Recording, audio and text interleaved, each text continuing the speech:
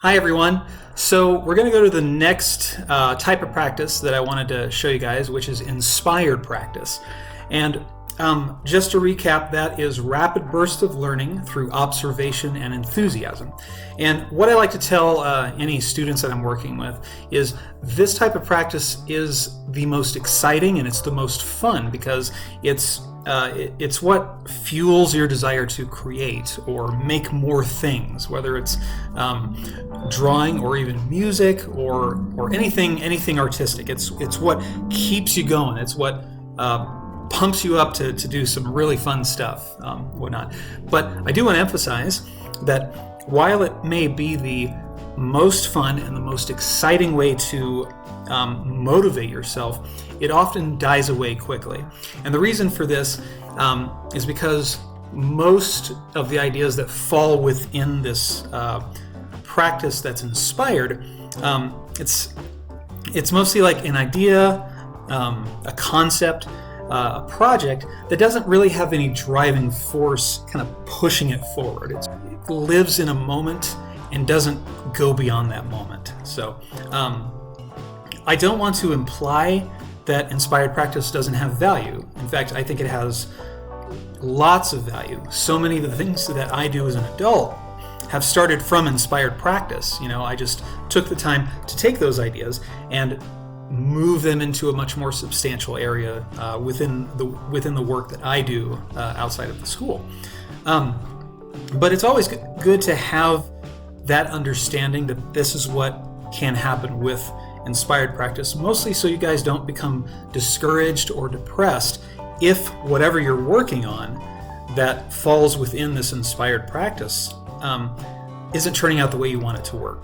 You want it to. So just have that basic understanding. But what I'm going to do now is show you one exercise that you can do to keep fueling yourself with inspiration and whatnot. And it's a very simple exercise. And the reason why I'm only showing you one exercise is because this one exercise can be multiple different things. You can turn it into something. It's got a set of guidelines you have to follow, but you can turn it into whatever you want. So it's a lot more open and freeing.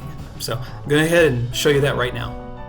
So one thing I'll start off is inspired practice comes from something else. Now, you can always still choose where you get your inspiration from, but that inspiration still comes from that other thing, whatever it is. I'll ask someone to give me an emotion. So if you have like a parent or guardian, you can always ask them, hey, give me an emotion. And maybe they'll give you happy or sad or depressed or excited or a whole bunch of other different options. So if they give you a whole bunch of different options, choose your favorite and then draw that emotion out. What I always recommend for any students that I work with is use your construction shapes and lines to draw these faces. This is not necessarily something you have to do since we're still doing a practice that's coming from inspiration. You know, this is not necessarily something that's required, but if you want to practice your craft or skill, I do recommend trying to use those construction shapes and lines that I've demonstrated in previous videos and Mr. Oakes and Miss Neff have demonstrated with you in your classes. So what I'm doing here is I chose one emotion, and it's the one I tend to go to the most, and it's happy. So I'm drawing multiple different faces to showcase the different types of being happy.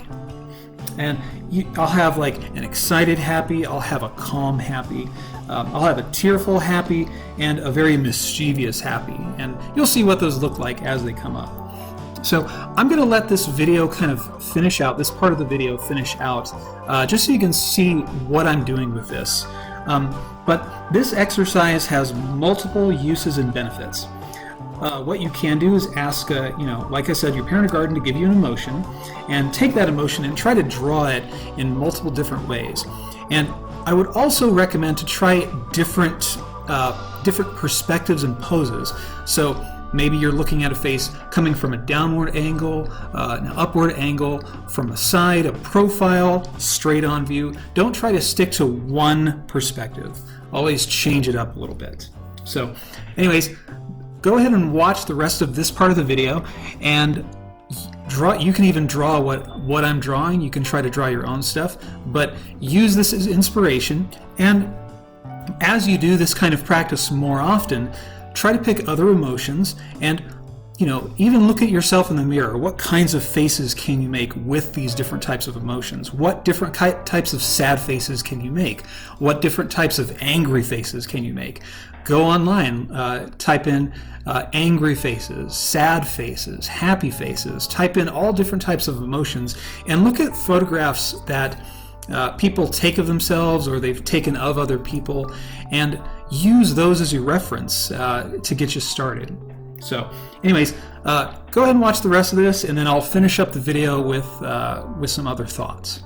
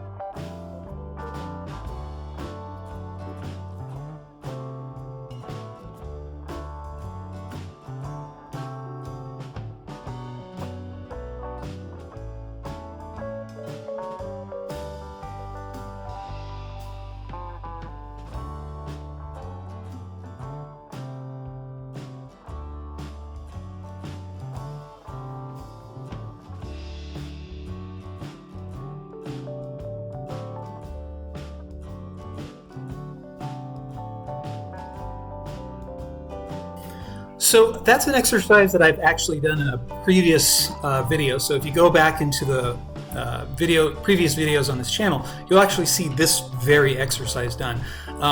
But I felt like it was valuable to kind of go into it with a little more detail because in that previous video I didn't really explain why it's a valuable kind of exercise. So, but any one of the videos that I've done in the past where I'm showing those construction shapes and lines, that qualifies as some type of inspired practice because you are watching that tutorial and drawing based on what you see, and you're trying to recreate that. So that does qualify.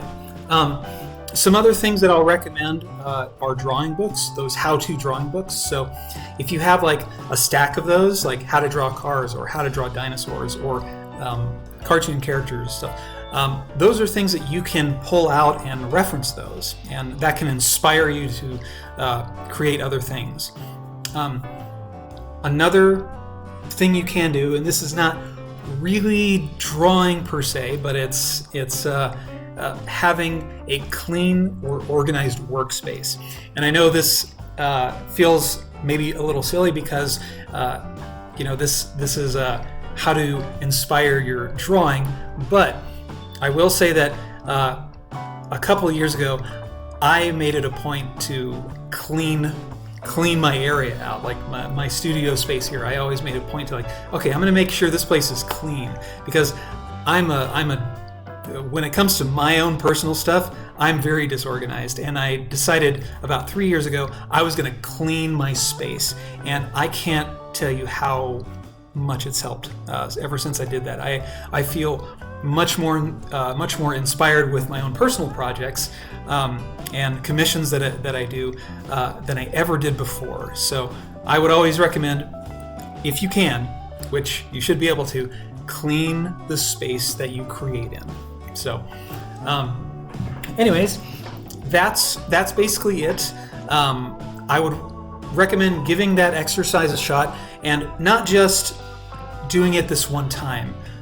try to do that emotion drawing exercise multiple times. Try to do it in the morning if you can, maybe at the end of the day, or somewhere in the middle of the day. Ask somebody to give you an emotion, or just do you can get online. There's like emotion generators where it says, you click a button, it'll say happy or sad or whatever emotions are out there, and take that and draw. Try to do it every day if you can. If you can't, that's fine, but try to do it multiple times, because the only way this kind of exercise benefits you is if you're doing it through repetition. So that would be what I'd throw out to you guys, and I'm going to let you guys get to it. So thanks a lot.